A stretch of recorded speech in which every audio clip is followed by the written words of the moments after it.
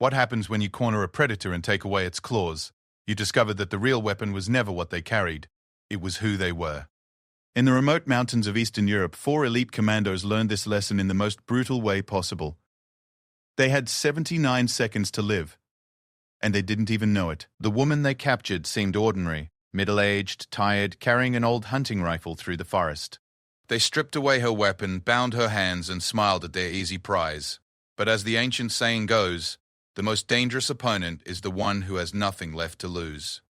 What these soldiers didn't understand was that they hadn't captured a helpless civilian, they had awakened something that should have stayed buried. This is the true story of Elena Kozlov, a name that would haunt military briefings for years to come. And it all began on a Tuesday morning when she was simply trying to get home. Elena Kozlov had been walking through the Carpathian forest for 3 hours when she first noticed the tracks. Not animal tracks, these were made by military boots. Deep impressions in the soft earth that spoke of heavy equipment and purposeful movement. She knelt beside a clear print, her weathered fingers tracing the distinctive tread pattern. Russian Special Forces, she realized. Spetsnaz. At 52, Elena looked like any other rural woman from the mountain villages. Grey hair pulled back in a practical bun, worn hiking boots, and a faded green jacket that had seen better days.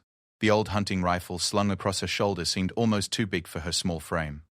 To a casual observer, she was just another local heading home after checking rabbit snares, but Elena Kozlov was many things that didn't show on the surface. She had been born in these mountains when they still belonged to the Soviet Union. Her father had been a forest ranger, her mother a nurse at the small clinic in Vladarsk village. Elena had learned to track animals before she could properly read, could identify bird calls in complete darkness, and knew every game trail within 50 kilometers. These skills had served her well during her 20-year career with Romanian military intelligence, though she had left that life behind 15 years ago. Or so she had thought. The boot prints were fresh, maybe 2 hours old. 4 men, moving in standard patrol formation. Elena's military training kicked in automatically as she studied the trail. They were heading northeast, toward the old logging road that connected to the main highway. More concerning was their equipment weight. The depth of the prints suggested they were carrying significantly more gear than a normal patrol would need. Elena stood slowly, her knees protesting after years of mountain living. She should turn back, take the longer route home through the valley. Her small cabin was only 5 kilometers away, if she followed the ridge trail. The smart thing would be to avoid contact entirely. But something about the tracks bothered her. These weren't border guards on routine patrol. Russian Spetsnaz didn't just wander through Romanian forests without authorization, and they certainly didn't do it carrying enough equipment to siege a small town. Elena adjusted her rifle strap and continued along the trail. But now she moved differently. Her footsteps became silent, her movements fluid and purposeful. She stayed downwind, used natural cover, and stopped frequently to listen. Old habits, she told herself. But the familiar weight of alertness settling over her felt like putting on a comfortable coat. 20 minutes later, she heard voices. Elena froze behind a large oak tree, straining to make out words. Russian, as she had expected. The conversation was casual, relaxed. They weren't expecting trouble. She edged closer, using a deadfall as cover. 4 men in woodland camouflage sat around a small camp stove, heating what looked like military rations. Their weapons were nearby, but not in hand. 2 AK, 7.4M rifles, and what appeared to be a Dragunov sniper rifle. Professional gear, well maintained. One man, clearly the leader based on his position and the deference of the others, was studying a topographical map. Elena's blood went cold when she saw what he was pointing to on the map. Vladarsk village. Her village. She strained to hear their conversation. The leader, a tall man with sergeant stripes, was explaining something about civilian assets and acceptable casualties. Another soldier, younger with lieutenant's bars, questioned the timeline. The sergeant's response made Elena's stomach turn. Command wants this finished by Thursday, he said in accented Russian. The facility must be neutralized before the inspection team arrives. Civilian casualties are unavoidable, but should be minimized where possible. Facility.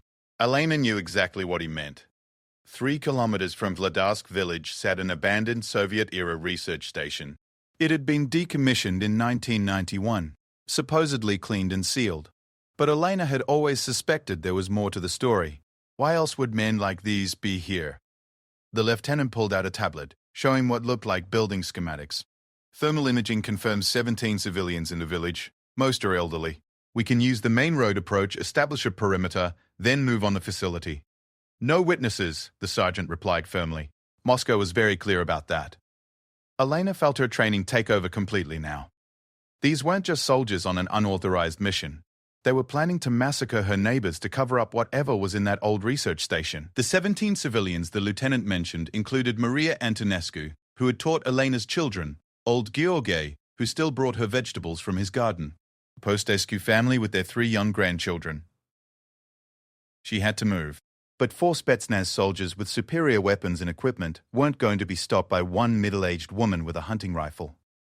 Elena began backing away slowly, planning to circle around and get to the village first. She could warn people, maybe get them evacuated before... The stick broke under her foot with a sound like a gunshot. All 4 soldiers were on their feet instantly, weapons ready. Elena cursed herself for the amateur mistake. 15 years of peaceful mountain living had made her soft. In her prime, she would never have made such an error. "Movement! 2 o'clock!" called the younger soldier, already bringing his rifle to bear. Elena had perhaps 3 seconds before they spotted her. In those seconds, she made a calculation that would haunt her for the rest of her life. She could run, try to escape and warn the village, but these men were trained for pursuit, and she was no longer young. They would catch her, and then both she and the villagers would die, or she could fight. Elena stepped out from behind the tree, rifle lowered in a non-threatening position, and called out in Russian, "Please, I am lost. I need help."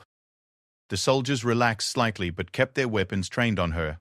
The sergeant approached, hand on his sidearm. "What are you doing here, grandmother?" he asked, not unkindly. "Hunting rabbits," Elena replied, affecting the confused manner of a simple villager. "I became lost. I heard voices and hoped for help." The sergeant studied her carefully. Elena forced herself to look harmless, shoulders slumped, eyes wide with fear, hands trembling slightly. It wasn't entirely an act. These were dangerous men, and she was very aware of how precarious her situation had become. "Show me your rifle," the sergeant ordered.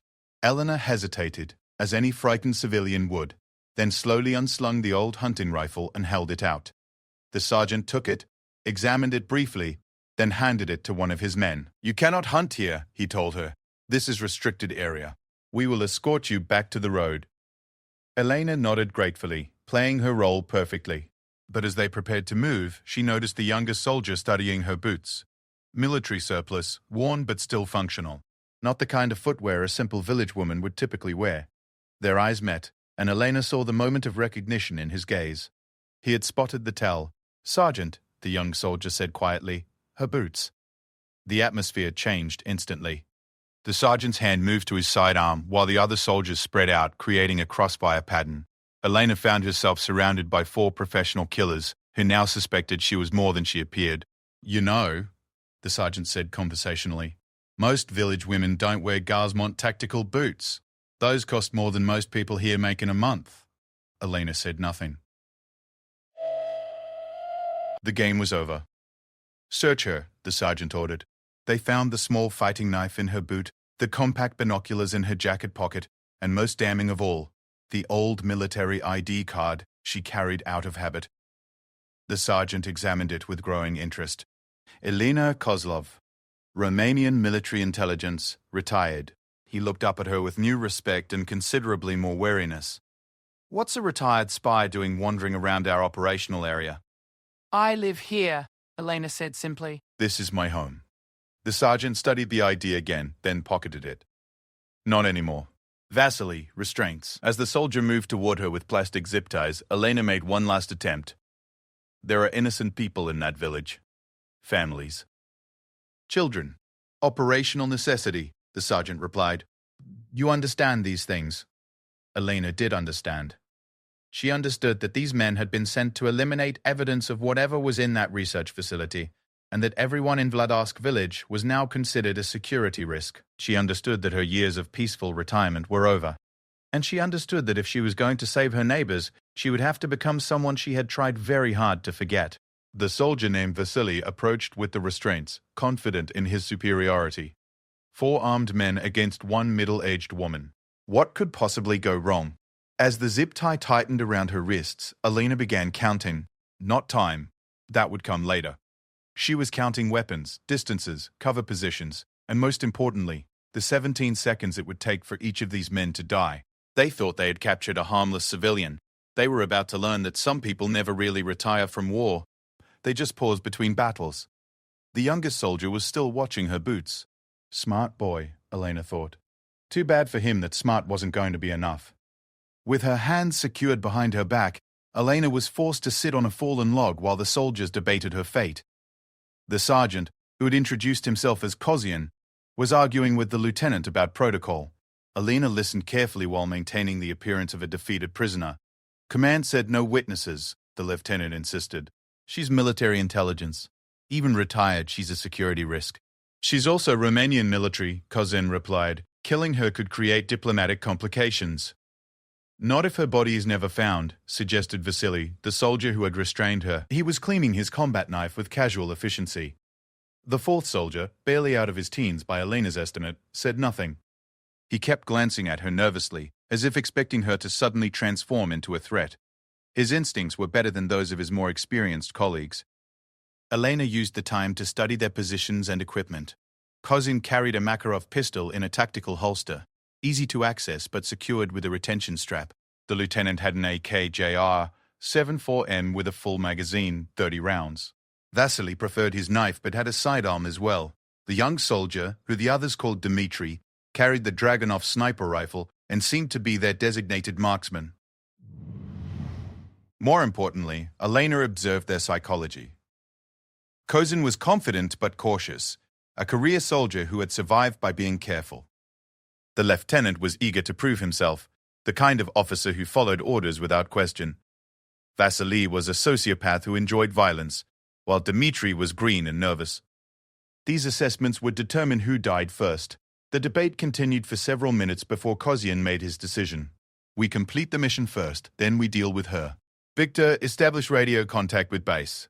Let them know we have a complication. Victor, the lieutenant, pulled out a military radio and began trying to raise their command post. While he was distracted, Elena tested her restraints. The zip ties were military grade, tight enough to cut circulation, but not impossible to escape from if she could create the right leverage. Base is not responding, Victor reported, after several attempts. Could be atmospheric interference from the mountains. Keep trying every 15 minutes, Kozin ordered. Vasily, scout the approach to the village. I want to know about sentries, dogs, anything that could compromise our approach. Vasily grinned and headed into the forest, leaving Elena with 3 guards. Better odds, but still not good enough. Kozien approached Elena and crouched down to her eye level. I am going to ask you some questions, and you are going to answer honestly. Lie to me, and things will become unpleasant. Elena nodded submissively. How long have you lived in the village? 15 years. What do you know about the old research facility? Elena hesitated, as a frightened civilian might. Nothing. It has been abandoned since I moved here. Sometimes teenagers dare each other to go inside, but most people avoid it. Has anyone been asking questions about the facility recently? Government officials, researchers, journalists? No one important ever comes to Vladarsk, Elena replied. We are too small, too remote. Kozin studied her face for signs of deception. Elena had been trained by experts in counter-interrogation. She knew how to lay a truth with misdirection, how to show the right amount of fear without appearing to be acting. There is supposed to be an inspection team coming to the facility this week, Kozin continued. International observers. You know nothing about this? Elena let her confusion show. I told you, no one tells us anything. We just want to be left alone. Kozin seemed satisfied with her answers. He stood and moved away to check on Victor's radio attempts. This was Elena's chance. She had learned the zip-tie escape technique during a covert operations course in 1987. The key was to position the locking mechanism correctly and then apply sudden, focused pressure. But she needed a distraction. Dmitri was watching her from about 3 meters away, the Dragunov held casually but ready. Too far to reach quickly, but close enough to be dangerous. Elena began to hyperventilate, making the small, gasping sounds of someone having a panic attack. Please, she said to Dmitri, I cannot breathe. The restraints are too tight. The young soldier looked uncertain. He glanced toward Kozin, who was occupied with Victor, then took a step closer to Elena. I just need to loosen them a little. Elena gasped. My hands are going numb. Dmitri approached cautiously. I cannot untie you. Please, just check the circulation. I think my heart. Elena slumped forward as if about to faint. Dmitri instinctively reached out to steady her, and in that moment of contact, Elena's muscles coiled like a spring. The zip-tie break required precise positioning and explosive force. Elena had practiced it hundreds of times until it became muscle memory. She drove her hands apart while simultaneously lifting them, creating a sharp impact against the weakest point of the plastic restraint. The tie snapped. Before Dmitri could react to the sound, Elena's freed hands were moving. Her right hand grabbed his rifle barrel, pushing it aside, while her left hand struck him in the throat with enough force to crush his larynx. The blow was precisely calculated, hard enough to incapacitate him instantly, but not quite enough to kill. Dmitri dropped silently, clutching his throat and unable to call out a warning. Elena now had the Dragunov, but two opponents were already turning toward the sound of the scuffle. No time for careful aim. She spun and fired from the hip, the rifle's powerful round taking Victor center mass and spinning him around like a child's toy. The lieutenant collapsed against a tree, his radio falling from nerveless fingers. Kozin was already moving, his pistol clearing its holster with practiced speed. Elena worked the bolt action and fired again, but Kozin had anticipated the shot and rolled behind cover. The bullet splintered bark inches from his head. Now it was a standoff. Elena behind one tree, Kozin behind another, with about 15 meters of open ground between them. Dmitri was still alive, but helpless, making gurgling sounds as he tried to breathe through his damaged throat. Victor was very definitely dead. Impressive, Kozin called out. But you are trapped. Vasily will return soon, and you cannot watch all directions at once. Elena said nothing. She was counting ammunition. The Dragunov held 10 rounds, and she had fired 2. 8 bullets to deal with Kozin and Vasily when he returned, more than enough if she was smart about it. You know this cannot end well for you, Kozin continued, trying to keep her talking while he maneuvered for a better position. Even if you kill us all, our command will send others.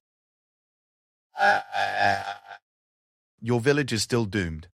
Maybe, Elena replied, shifting position to maintain her cover. But I do not have to make it easy for them. She could hear Kozin moving through the underbrush, trying to flank her position. Standard tactics for this situation.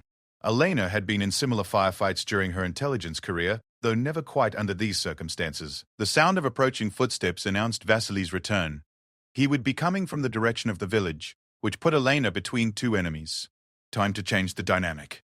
Elena pulled the pin from one of Dmitri's grenades, the boy was still wearing his tactical vest, and lobbed it toward Kozin's last known position. She didn't wait for the explosion before moving, using the confusion to relocate to better cover.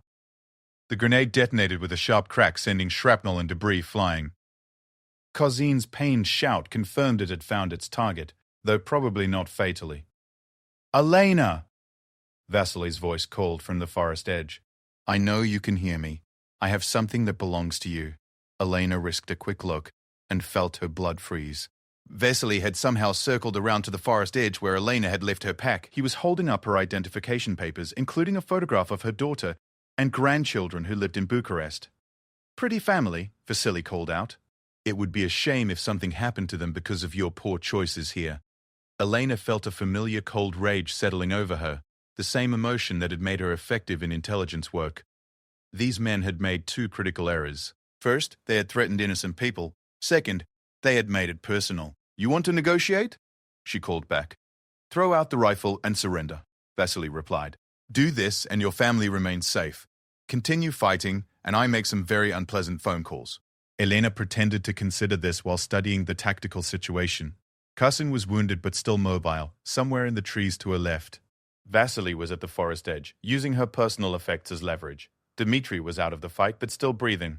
She made a decision. I am coming out, Elena announced, standing slowly with her hands visible. But instead of surrendering, she did something completely unexpected.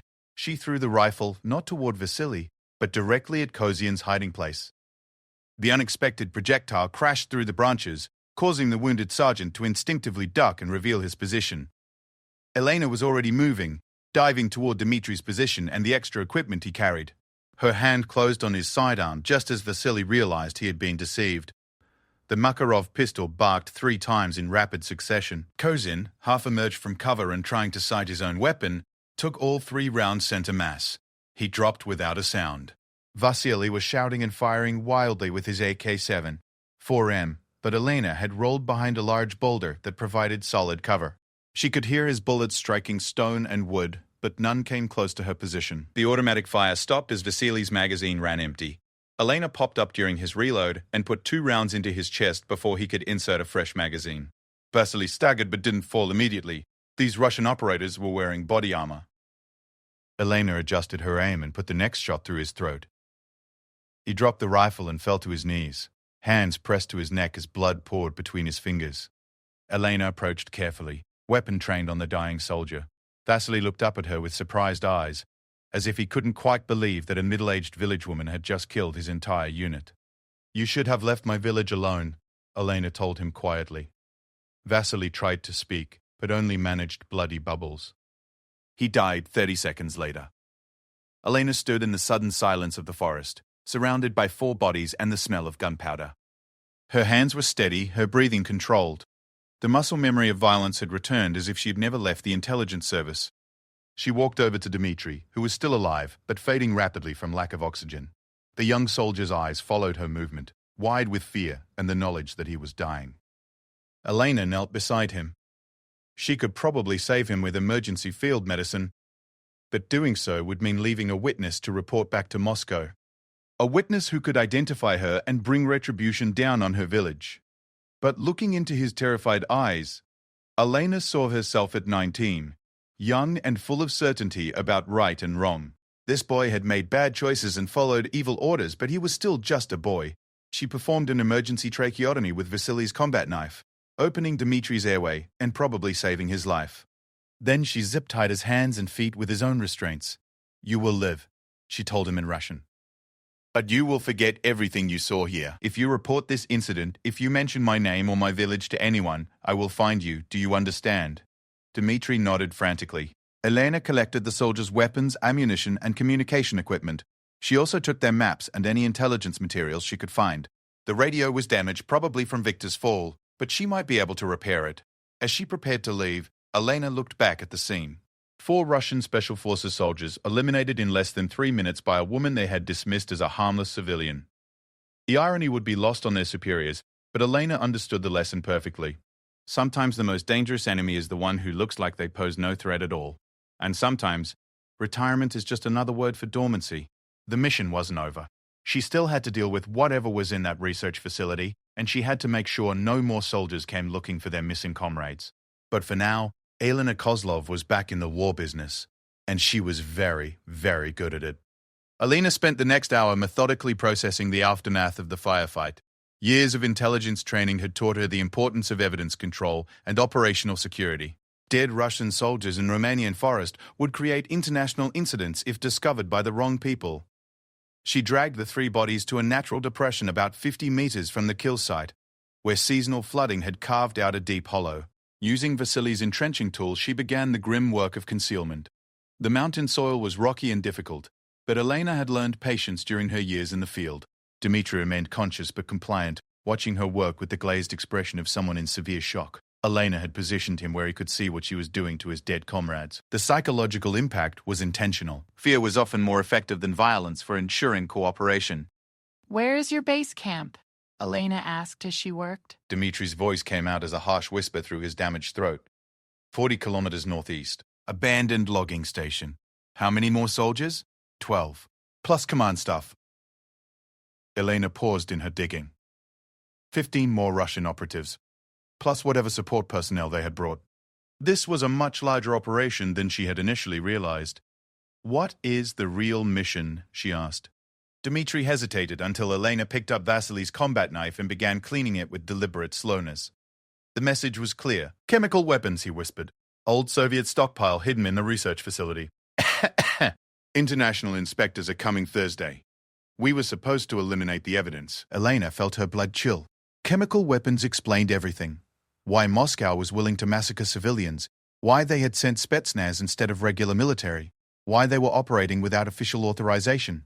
If those weapons fell into the wrong hands, or if their existence became public knowledge, it would destabilize the entire region. What kind of chemicals? Novichok variants. Novichok variants. Novichok variants. Enough to kill thousands. Elena stopped digging. Novichok was among the most lethal nerve agents ever created, banned by every international treaty, but still produced in secret by certain nations. A few grams could contaminate an entire city's water supply. How do they plan to destroy it? Thermite charges. Incinerate everything, make it look like an electrical fire. And the civilians? Dimitri's eyes filled with tears. Acceptable casualties. They lived too close to the facility. Might have been exposed already. Elena resumed digging with renewed vigor. These weren't just soldiers following orders. They were planning to commit genocide to cover up their government's crimes. The 17 people in Vladarsk village were going to die simply because they had the misfortune to live near a forgotten Soviet weapons cache. She finished the burial site just as the sun began setting behind the mountains. The bodies were deep enough to avoid detection by casual observation, though they wouldn't fool a professional search team. Elena hoped she would have time to find a more permanent solution. After securing Dmitri to a tree where he could breathe but not escape, Elena gathered the captured equipment and headed toward the research facility. She needed to see for herself what they were dealing with. The old Soviet research station sat in a small valley 2 kilometers from the village, connected to the main road by a crumbling asphalt track. Elena approached carefully, using the gathering darkness as cover. The building looked exactly as she remembered it, a squat concrete structure with boarded windows and rust stains bleeding down its walls. But appearances were deceiving. As Elena got closer, she noticed signs of recent activity. The main door had been forced open, and tire tracks led to what had once been a loading dock. Someone had been here recently, and not to conduct inspections. Elena found an unlocked maintenance entrance and slipped inside. Her small flashlight revealed corridors that smelled of mold and decay, but underneath those scents was something else. A sharp, chemical odor that made her nose burn. The facility was larger than it appeared from outside. Elena counted at least 20 rooms on the main level, plus what looked like basement access. Most rooms were empty except for debris and broken furniture, but several showed signs of recent disturbance. In what had once been a laboratory, Elena found what she was looking for: heavy metal containers, each marked with Cyrillic warnings and biohazard symbols. The seals had been broken on several containers, and residue on the floor suggested that samples had been extracted. Elena photographed everything with Dimitri's camera, making sure to capture the container markings and serial numbers. This would be crucial evidence if she survived to report the incident. A sound from the corridor froze Elena in place. Footsteps, multiple people moving through the facility. She quickly switched off her flashlight and pressed herself against the wall beside the door. 3 figures passed by the laboratory entrance, speaking in hushed Russian voices. Elena caught fragments of conversation, something about final extraction and Thursday deadline. They were using red-filtered flashlights that wouldn't destroy night vision, a professional touch that confirmed these were more soldiers. Elena waited until their voices faded, then carefully made her way toward the basement access. If there were more chemical weapons stored below, she needed to know about them. The basement stairs were metal and would ring like bells if she wasn't careful. The lower level was even worse than upstairs. The chemical smell was overpowering, and Elena could feel her eyes beginning to water despite the minimal exposure. Emergency lighting strips, apparently recently installed, provided dim illumination throughout the basement. What she found down there made her stomach turn. The basement had been converted into a sophisticated laboratory. Clean rooms, containment systems, extraction equipment worth millions of dollars. This wasn't just a storage site. Someone had been actively working with the chemical weapons, possibly for months or even years. Documentation left on a workbench revealed the scope of the operation. The Novichok cache was just the beginning. Scientists had been using the old Soviet materials to develop new variants, more stable formulations that could be deployed through water systems or ventilation networks. Elena photographed everything, her hands shaking with rage and fear. This wasn't just about covering up old weapons, it was about perfecting new ones. The planned destruction of the facility was meant to eliminate evidence of active weapons development, not just storage. The sound of vehicles approaching outside sent Elena scrambling for an exit route. She found a storm drain that connected to the facility's water system and squeezed through just as she heard boots entering the building above. Elena emerged from the drain cover 50 meters from the facility, covered in mud and chemical residue, but alive. She could see lights moving through the building as the new arrivals conducted their own inspection. Time was running out. She made her way back to where she had left Dmitri, moving carefully through the forest. The young soldier was unconscious when she arrived, probably from shock and blood loss, but still breathing. Elena checked his pulse and found it steady though weak. Using the medical kit from Vasily's pack, she administered a stimulant injection to wake Dmitri. His eyes fluttered open after a few minutes, unfocused but aware. "Listen carefully," Elena told him. Your friends have arrived at the facility. How long before they realize your patrol is missing? Dmitri struggled to focus. Check in, every 4 hours. We missed the 8 o'clock call. Elena checked her watch. Nearly 11 p.m. The missing patrol would be noticed soon if it hadn't been already. What happens when you miss check-in? Search teams. Standard protocol. Elena made a quick calculation. Search teams would find the battle site by morning, which gave her perhaps 6 hours to act. Not enough time to evacuate the village, and certainly not enough time to alert proper authorities who could deal with chemical weapons. She was going to have to handle this alone. Elena gathered her captured equipment and began planning. 15 Russian soldiers plus command staff meant she was outnumbered at least 10 to 1. They had superior weapons, professional training, and home field advantage. In a straight fight, she would lose. But Elena Kozlov hadn't survived 20 years in military intelligence by fighting fair. She had survived by being smarter, more ruthless, and more determined than her enemies. Tonight would test all of those qualities. She looked down at Dmitri, who was watching her with frightened eyes. The boy soldier had information she needed, but extracting it would require methods she had hoped never to use again. I am going to ask you more questions, Elena told him quietly. And you are going to tell me everything I need to know to stop your friends. If you lie to me, if you withhold information, if you waste my time with games, I will leave you here for your own people to find. Dmitri's eyes widened with terror. He understood the implication perfectly. Russian military doctrine was clear about personnel who compromised operations. Dmitri would be lucky if they simply shot him. What do you want to know? He whispered. Elena smiled, but there was no warmth in it. For the first time in 15 years, she was fully back in her element. The mountain village woman was gone, replaced by something much more dangerous. The real Elena Kozlov was awake now, and she had work to do. Over the next hour, Elena extracted every piece of tactical intelligence Dmitri possessed. Guard rotations, weapons placements, command structure, communication protocols, even personal information about individual soldiers. The boy was terrified and in pain, making him extremely cooperative. When she was finished, Elena had a complete picture of what she was facing. The Russian force was professional but overconfident, expecting minimal resistance from local authorities. They had established a defensive perimeter around their base camp but hadn't bothered with extensive security measures. Most importantly, they were operating under strict time constraints. The chemical weapons had to be destroyed by Thursday morning, which meant they would accelerate their timeline if the missing patrol created complications. Elena left Dmitri secured, but with access to water and emergency rations. If she survived the next 24 hours, she would decide whether to turn him over to Romanian authorities or simply let him disappear into the mountains. As she headed toward the Russian base camp, Elena felt the familiar cold focus settling over her mind. 15 enemies, unknown chemical weapons, international incident in the making, and 17 innocent civilians counting on her whether they knew it or not. The odds were impossible. The stakes were life and death. And somewhere in the darkness ahead, the ghosts of her past were waiting to see if Elena Kozlov still had what it took to be a killer. She was about to find out. Elena reached the Russian base camp at 2 a.m., moving through the forest like a ghost.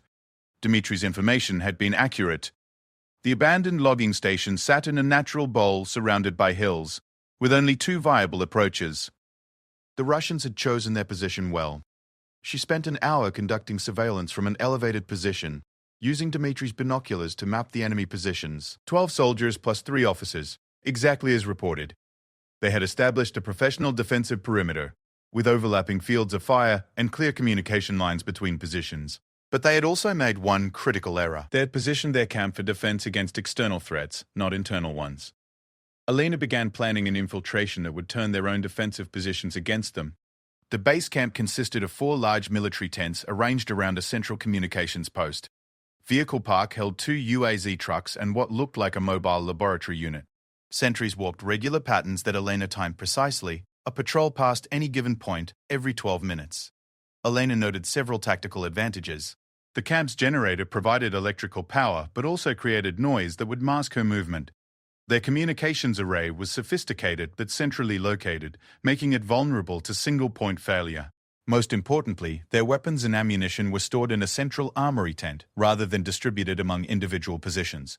At 3 a.m., Elena began her approach. She moved during the gap between sentry patrols, using a dry stream bed that provided natural concealment. The first challenge was the camp's outer perimeter, marked by motion sensors connected to an alarm system. Elena found the junction box easily enough. Russian field equipment was standardized and she had trained on similar systems. It took her 15 minutes to bypass the sensors without triggering alerts. The trick was to maintain electrical continuity while interrupting the actual detection circuit. Elena used wire from Vasili's equipment pack to create a false loop that would keep the system reading normal while she moved through the detection zone. Once inside the perimeter, Elena became one with the shadows. Her first target was the communications tent, where a single operator maintained radio contact with higher command. The tent was positioned between two guard posts, requiring careful timing to approach undetected. Elena waited for the next patrol rotation, then moved during the brief window when both guards were looking away. She approached the communications tent from the rear, where the operator would have his back to her. The tent's rear panel wasn't secured, a minor oversight that proved fatal. Elena slipped inside silently, her combat knife already in hand. The radio operator never knew she was there until the blade severed his spinal cord at the base of his skull. He died instantly and without sound. Elena quickly examined the communications equipment. The radio setup was more sophisticated than she had expected, with encrypted satellite links and what appeared to be direct lines to Moscow. She photographed the frequency settings and call signs before beginning systematic destruction of the equipment. Using thermite charges from the soldiers' own demolition supplies, Elena rigged the communications post for total destruction. But she set the timer for 60 minutes, giving herself time to complete other objectives before the explosive distraction announced her presence. Her next target was the armory tent. If she could deny the Russians their weapons and ammunition, the tactical balance would shift dramatically in her favor.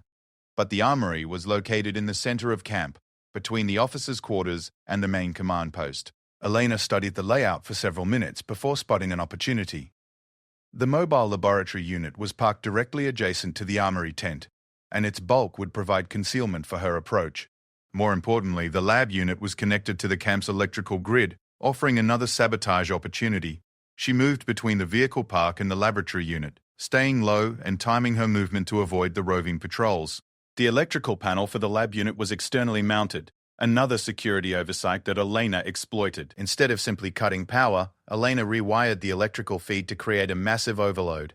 When the lab unit systems activated for their next scheduled cycle, the surge would fry every piece of electronic equipment inside.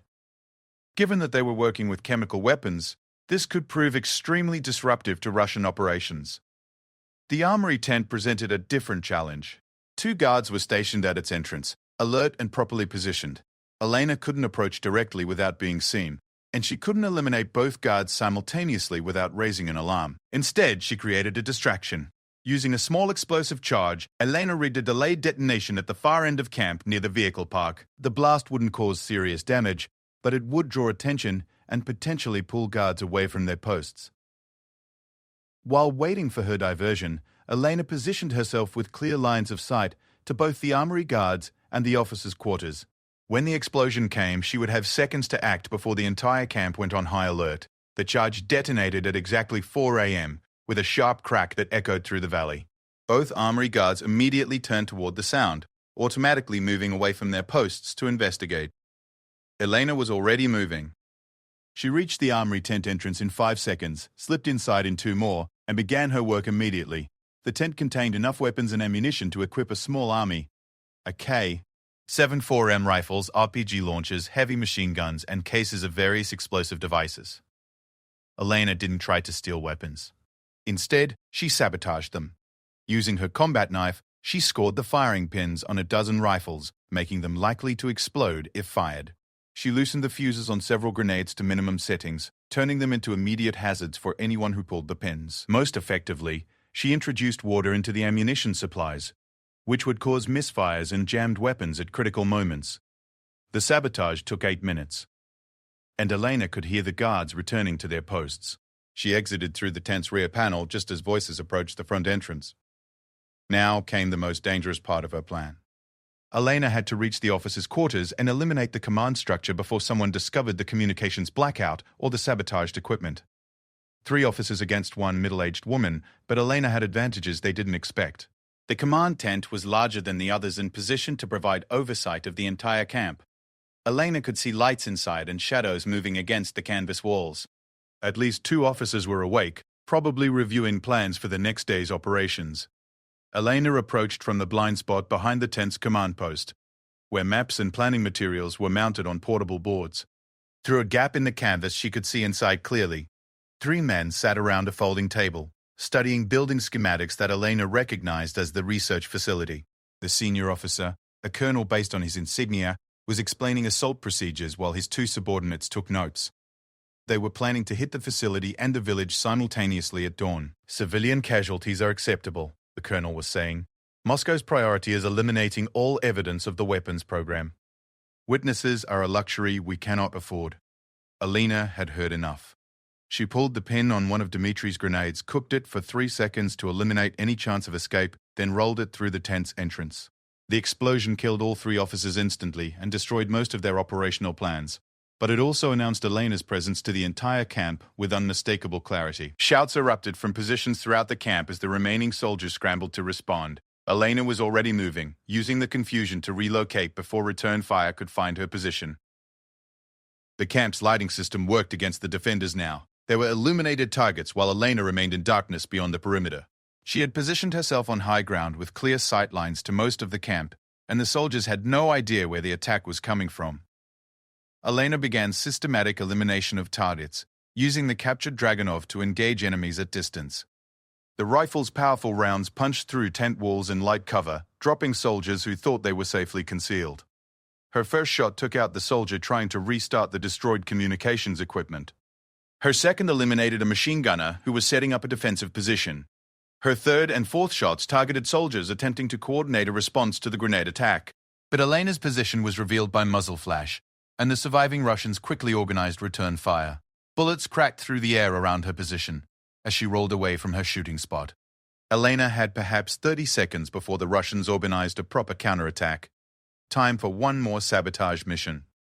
She sprinted toward the mobile laboratory unit, where her electrical modifications were about to create chaos. The lab's automated systems were scheduled to activate at 4:30 a.m. for routine sample processing. Elena had ensured that activation would be anything but routine. The power surge hit exactly on schedule, sending sparks and smoke pouring from the laboratory unit's ventilation systems.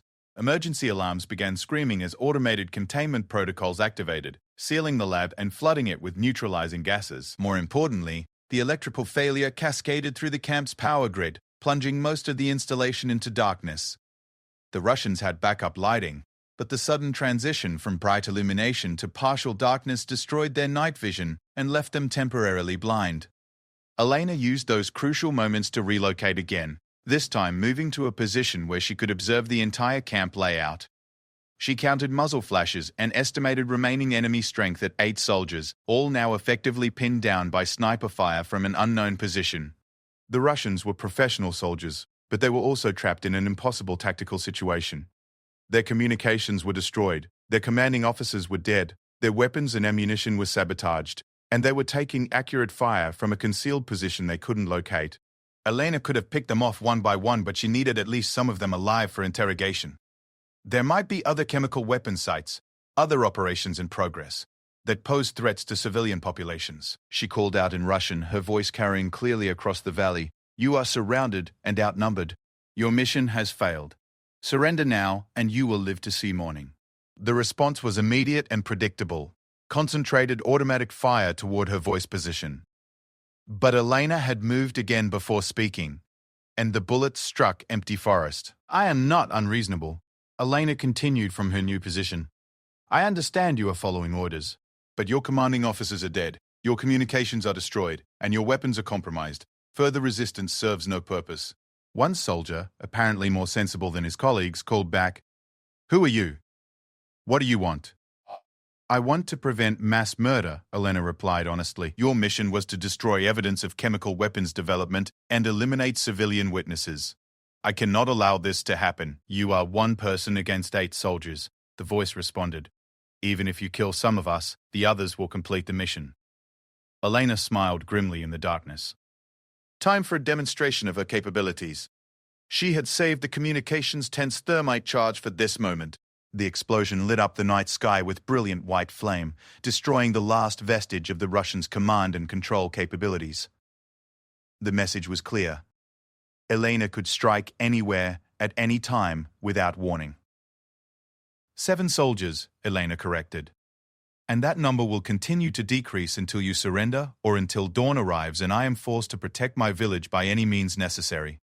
The silence that followed suggested the remaining soldiers were reconsidering their tactical situation. Elena used the pause to prepare for the final phase of her operation. Dawn was only 2 hours away, and she still had 17 civilians to protect. The standoff lasted 40 minutes before Elena decided to force a resolution. The remaining Russian soldiers had taken defensive positions throughout the camp, but their ammunition was compromised and their leadership was gone. More importantly, Elena could see the eastern horizon beginning to lighten with approaching dawn. She had perhaps an hour before Moscow would expect a status report from their field team. When that report failed to come, diplomatic channels would start churning and international investigators would descend on the region. Elena needed this situation resolved before it became a geopolitical crisis. Moving carefully through the darkness, Elena approached the nearest soldier's position. The man had taken cover behind an overturned table, his rifle trained on the area where he thought she might be hiding. He never saw Elena coming from his blind spot. The combat knife found his throat before he could cry out a warning. Elena lowered his body silently, then took his radio headset. Now she could monitor the remaining soldiers' communications and coordinate her final assault. "Pavel, report," came a voice through the headset. Elena keyed the microphone and replied in accented Russian, "Movement on the north perimeter." Investigating. She moved to the next position, where 2 soldiers had established a crossfire covering the camp's main approaches. They were alert and properly positioned, but they were also focused outward, watching for threats from the forest. Elena approached from inside the camp perimeter, using the destroyed communications tent as cover. She eliminated both soldiers with precise knife work, then used their radio to report in again. North perimeter clear. No contacts. 5 soldiers left, increasingly isolated and demoralized. Elena could hear tension in their voices as they tried to coordinate without central command. The next phase required more direct action. Elena needed information about other chemical weapon sites and potential backup operations. That meant taking at least 1 prisoner alive, which was considerably more difficult than simple elimination. She selected her target carefully, a young sergeant who had taken position near the mobile laboratory unit. He was isolated from the other soldiers, but close enough to the sabotaged equipment that Elena could use the confusion to her advantage. Elena triggered another electrical surge in the laboratory unit, causing more sparks and emergency alarms. In the chaos, she approached the sergeant's position and used a sleeper hold to render him unconscious without killing him. When the sergeant awakened 20 minutes later, he found himself zip-tied to a tree 50 meters from the camp, with Elena sitting calmly nearby cleaning her combat knife. "Good morning," Elena said pleasantly. "I have some questions for you." The sergeant was young, perhaps 25, and clearly terrified. Elena had positioned him where he could see the burning remains of the camp and count the bodies of his dead comrades. The psychological impact was intentional and effective. "What is your name?" Elena asked. "Sergeant Alexei Volkov," he replied automatically. "How many other operations are currently active in the region?" Volkov hesitated, and Elena picked up her knife, testing its edge against her thumb. The blade drew a thin line of blood that she wiped away casually. "This is my country, Sergeant Volkov. These are my people you plan to murder. I am not interested in games or delayed answers. Speak quickly, or I will find other ways to encourage conversation." 2 other sites, Volkov said quickly. "Similar facilities in Ukraine and Moldova. Chemical weapons research continuing under diplomatic cover." Elena felt her blood chill. This wasn't just about one forgotten weapons cache. It was about an ongoing program of chemical weapons development across multiple countries. Who was running the program? GRU Directorate. Special Projects Division. Colonel Petrov has operational command. Where is Colonel Petrov based? Moscow. But he has field headquarters in Chisinau for regional coordination. Elena absorbed this information while calculating its implications. The GRU was Russian military intelligence, sophisticated and ruthless. If they were running chemical weapons operations across Eastern Europe, the scope of the threat was far larger than she had realized. "What happens when your team fails to report?" Volkov looked confused. "Sir, your scheduled communications with Moscow. When do they expect the next report?" "Oh, 600 hours. Daily status update." Elena checked her watch. 23 minutes. After that, Moscow would know something had gone wrong. and they would take steps to protect their other operations. How do they expect you to report mission completion? Coded message. Package delivered means chemical weapons destroyed. Witnesses neutralized means no civilian survivors. Elena felt rage building in her chest, but she forced herself to remain calm. These men had been planning to murder 17 innocent people simply to protect their operational security. What are the authentication codes? Volkov provided the radio frequencies and authentication procedures without further resistance. Elena now had everything she needed to buy time and misdirect the Russian command structure. She left Volkov secured to the tree and returned to the camp, where 4 soldiers remained alive but scattered and demoralized. Using the captured radio equipment, Elena prepared to send a message that would change the entire dynamic of the situation. At exactly 6 a.m., Elena keyed the radio and transmitted in flawless Russian military protocol. Moscow Control, this is Wolverine Base. Package delivered successfully. Witnesses neutralized. Mission complete. Returning to base. The response came immediately. Wolverine Base understood. Excellent work. Report to Chisinau for debrief. Colonel Petrov sends his commendations. Understood, Moscow Control. Wolverine Base out. Elena smiled grimly as she switched off the radio. Moscow now believed their mission was complete and would turn their attention to other operations. She had bought time, but not much. Eventually, the deception would be discovered. She used a megaphone from the Russian equipment to address the 4 surviving soldiers. This is your final opportunity to surrender. Your mission has officially failed. Moscow believes you are dead. You can either join your comrades or walk away from this place and never return. The response was immediate. 3 soldiers emerged from their positions with hands raised, their weapons abandoned. The 4th, apparently more dedicated to his cause, opened fire with an automatic weapon. Elena put 2 rifle rounds through his chest before he could reload, then approached the 3 survivors. They were young, frightened, and completely demoralized by the night's events. You have a choice, Elena told them. You can try to continue your mission and die here in this forest, or you can disappear and never speak of what happened here. Choose wisely. All 3 chose to disappear. Elena provided them with basic supplies and clear directions to the nearest border crossing, along with explicit warnings about what would happen if they ever returned or reported the night's events. As the sun rose fully above the mountains, Elena stood alone in the ruins of the Russian base camp. 15 enemy soldiers eliminated. Chemical weapons threat neutralized. Village saved. But the larger picture remained troubling. She spent the next 2 hours documenting everything, photographing equipment, copying intelligence materials, and gathering evidence of the chemical weapons program. This information would need to reach Romanian intelligence and probably NATO security officials. Elena also collected samples from the mobile laboratory unit, carefully sealing them in protective containers. Chemical analysis would reveal exactly what the Russians had been developing and how advanced their research had become.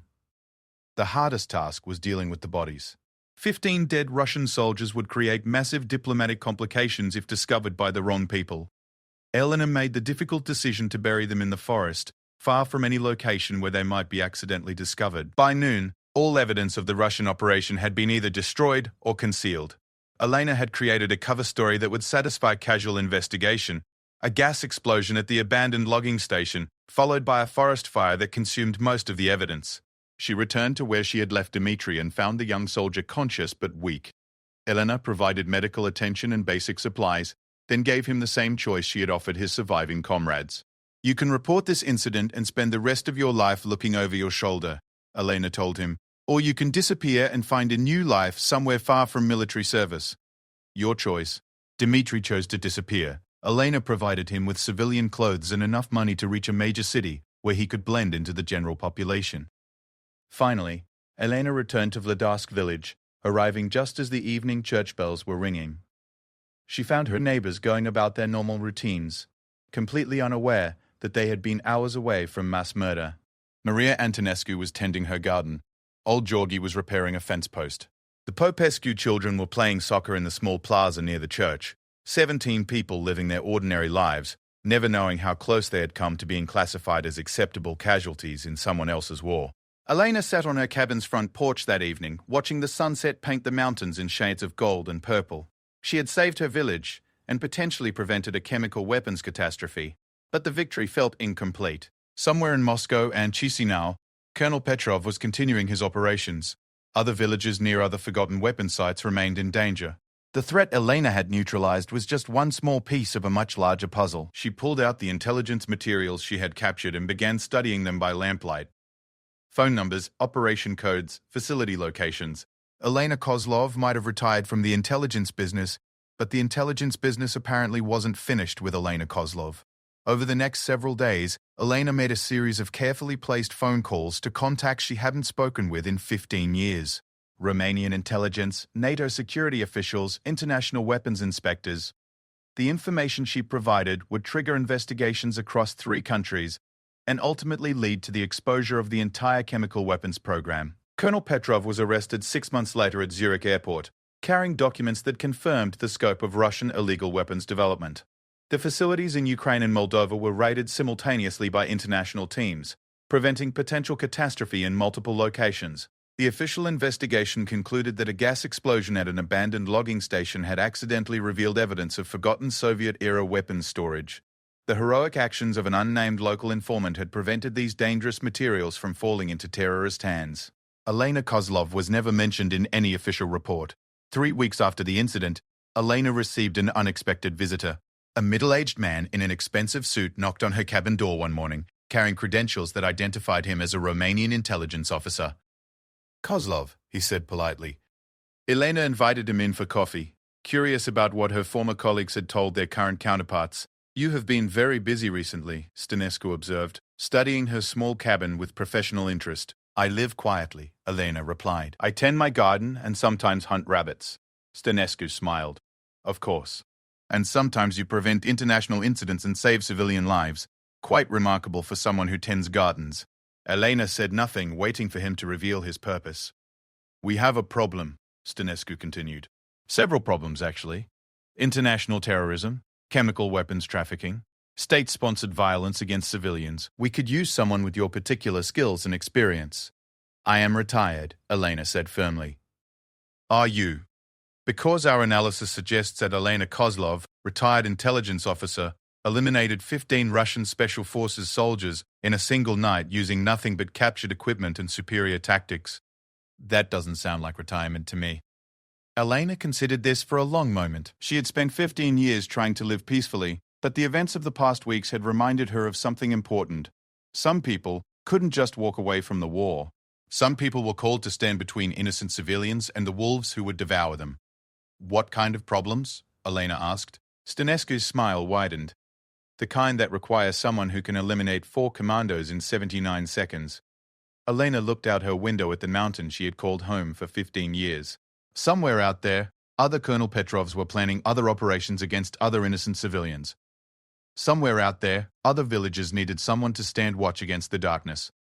Elena Kozlov poured another cup of coffee and settled in to discuss the details of her return to active service. Retirement, it seemed, had been just a temporary pause between battles. Some wars never truly end, they just wait for the right person to finish them. And in a small mountain village in Romania, the right person had just decided she was ready to get back to work.